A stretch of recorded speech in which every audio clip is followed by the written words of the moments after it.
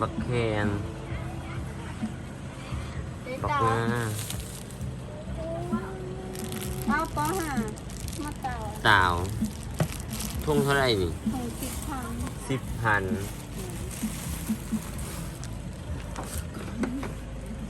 อันนี้ข้าวหางคล้ายๆกับข้าวเมาโลเท่าไหร่นี่ ดู25โล25มะเต๋ว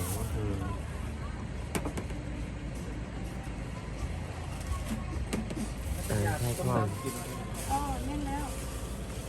อย่าตุ้มนะ ปลา เหมือนยังให้ เต่า เต่า อันนี้งาดำแมันบอก งาดำ ทุ่งเท่าไหร่ อันนี้ของ40,000อันนี้เป็นมังงาดำเอาอย่างติด อันนี้ผักกูด ข้าวบวนมากว่ะ ผักกูดงองบนเป็นผักกูดน้ ไม่อย่างนี้บวนมาก ำปลูกเองบ่ปัวหิมะนี่ เองเอาเด้อปักกูด มักอะไรปักกูดอะ ซีมัก10,000 2มัก5,000 ก็มาเก็บยามา อันนี้ยอด สู้ หวา ราคายนะ 4 มัดละ 10,000 2 มัดละ 5,000 อันนี้เต่า เต่า มันกลัวไง อันนี้นกเต่า แล้วโรงงานมันเลย อันนี้งาถุงละ40,000 ต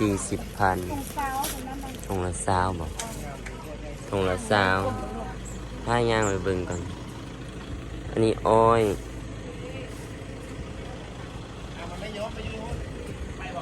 เต่าปื๊ดอันนี้ข้อเบิ่งเด้อต้นมันเป็นยังไงต้นมัน คือบักคอนี่บอก นกเต่าเด็กนกเต่านี่ยังเลย นกเต่าเด็ก บอก นกเต่าใหญ่ บักเต่าท่านอันนี้ก็อันนี้คือซี่บ่คือกัน สองสีมี2 สี 3 สีก็ บอกอันนี้ซิมได้บอก ได้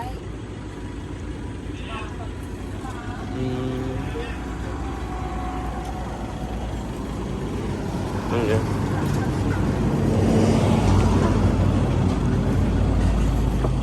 บัวหิมะ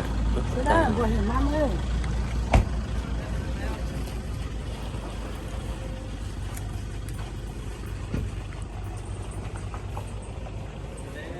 นี่มางานนี่ทุ่งเท่าไร คณะ